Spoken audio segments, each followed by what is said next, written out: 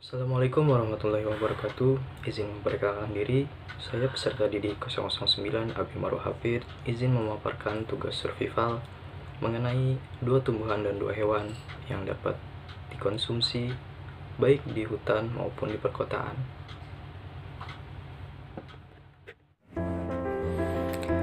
Alam telah menyediakan segalanya untuk kita, mulai dari makanan, air, bahkan tempat tinggal. Tentunya kita bisa memanfaatkan semua yang ada di alam, termasuk bahan makanan. Hewan dan tumbuhan tertentu bisa kita konsumsi jika diolah dengan baik dan benar. Berikut ini dua tumbuhan dan dua hewan yang ada di hutan maupun perkotaan yang layak dikonsumsi. Yang pertama, genjer. Mungkin sebagian dari kita telah mengetahui tanaman ini. Genjer yang biasa dikenal dengan kelayan atau eceng ini merupakan jenis tumbuhan rawa yang dapat dan kerap kita jumpai di perairan dangkal maupun sawah. Tanaman yang biasa ditemukan bersama eceng gondok ini biasa dikonsumsi layaknya sayur kangkung. Dengan bentuk yang unik, masyarakat pedesaan sering mengkonsumsi genjer sebagai lauk pauk.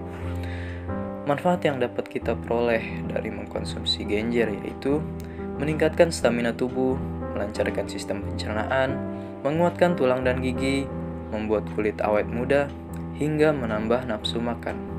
Meskipun begitu, genjer masih dapat kita jumpai di perkotaan dengan membelinya di pasar tradisional. Yang kedua, daun katuk. Sauropus androgynous atau daun katuk bagi sebagian orang memang terdengar familiar. Daun ini bisa kita konsumsi sebagai sayur mayur yang tentunya menyehatkan tubuh. Daun katuk dapat dikenali dari daunnya yang berbentuk kecil dan berwarna hijau gelap disertai corak keperakan di bagian tengahnya. Katuk merupakan tanaman dengan kandungan nutrisi yang cukup bervariasi seperti vitamin A, vitamin B kompleks, dan beragam antioksidan seperti polifenol, flavonoid, lutein, dan zeaxanthin. Manfaat yang dapat kita peroleh jika mengkonsumsi daun katuk ini yaitu menurunkan kadar gula darah, mencegah obesitas, meningkatkan daya tahan tubuh, menyembuhkan luka dan mengatasi peradangan. Bahkan, bagi wanita menyusui, daun katuk bisa membantu melancarkan produksi ASI. Daun katuk bisa kita tanam sendiri di pekarangan rumah dikarenakan bentuk tumbuhan ini memang tidak terlalu besar dan sangat mudah untuk merawatnya. Yang ketiga, kroto. Kita mungkin sering melihat atau mendengar kroto atau telur semut rangrang ini biasanya digunakan sebagai bahan pakan burung supaya burung bisa menghasilkan suara yang indah dan sering berkicau. Namun, ternyata kroto juga bisa dikonsumsi manusia dan tentunya memiliki segudang manfaat yang tak main-main. Sejak dulu, masyarakat memang suka mengolah kroto menjadi berbagai olahan makanan yang sederhana namun tetap kaya dengan cita rasa.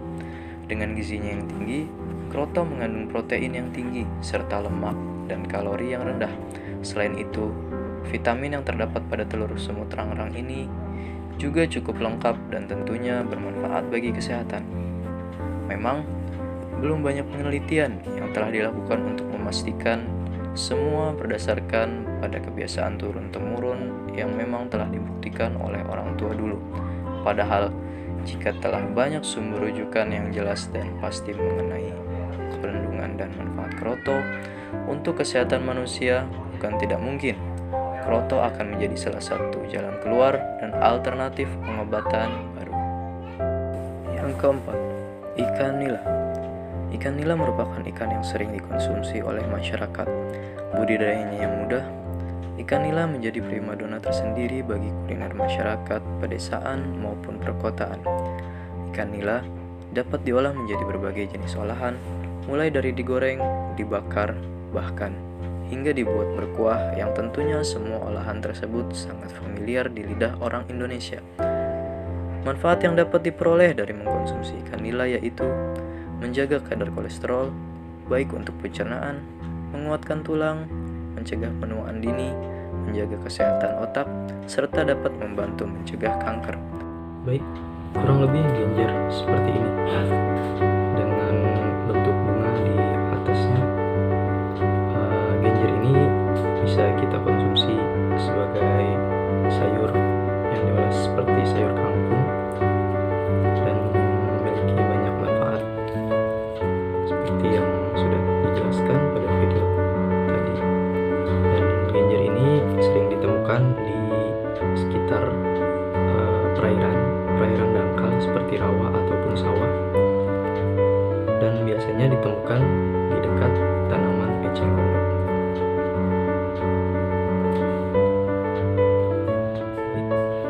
Kurang lebih seperti ini bentuk daun katuk. Daun katuk dengan warna kehitaman ini memiliki sedikit corak perak pada daunnya. Dan daun katuk ini biasanya bisa dibuat dengan seperti sayur bayam yang tentunya dapat memiliki manfaat tersendiri bagi kesehatan.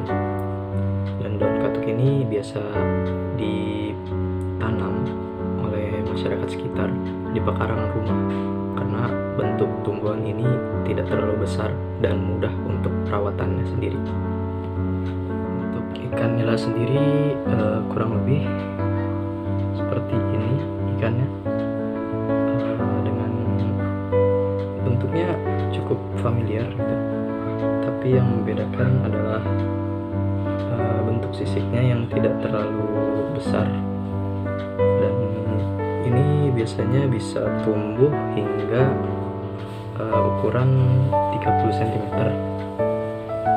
dan bisa dikonsumsi tentunya ya.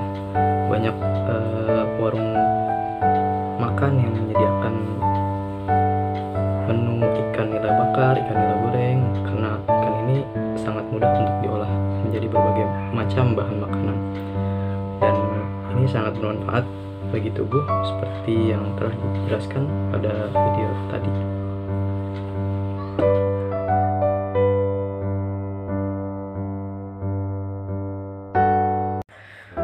Setiap apa yang kita konsumsi tentunya haruslah bermanfaat bagi kesehatan kita. Terlebih, makanan yang kita konsumsi kita peroleh secara langsung dari alam. Pada akhirnya, kita sendirilah yang harus cerdas mengelola setiap manfaat yang disediakan oleh alam sekitar. Maka dari itu, mari ikut serta dalam upaya menjaga lingkungan supaya kita tetap bisa merasakan berbagai olahan makanan yang disediakan oleh alam.